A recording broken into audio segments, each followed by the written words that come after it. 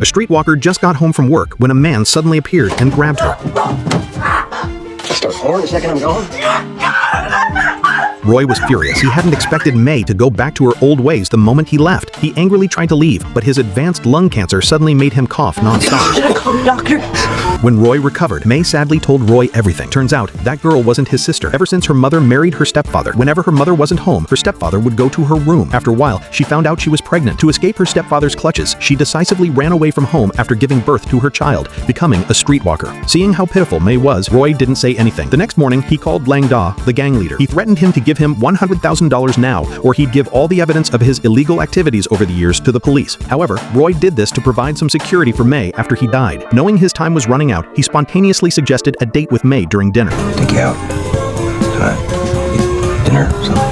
Sure. May changed into a red dress and shyly began her first date with Roy. After a few drinks, May unconsciously started dancing to the music. At this moment, she had never experienced such relaxation. She pulled Roy to dance with him, enjoying a moment of peace. However, trouble always finds those who are struggling. Just as the two finished their date and were about to return to the hotel, they were taken control.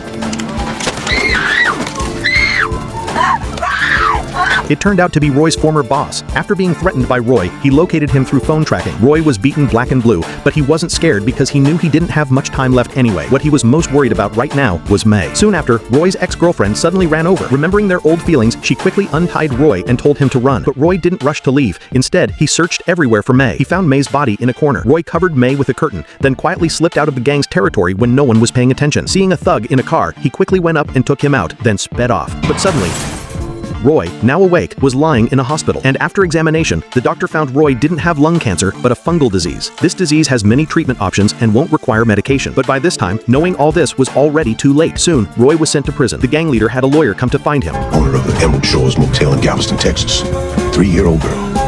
Name I have here is Tiffany Benoit. It was clear the gang leader was threatening him to take the fall for all the crimes, and to protect May's daughter, Roy decided to take everything on himself. Roy was released from prison. By this time, he had become an old man. However, in this wild, stormy weather, someone suddenly knocked on Roy's door. Hi, I'm looking for Roy.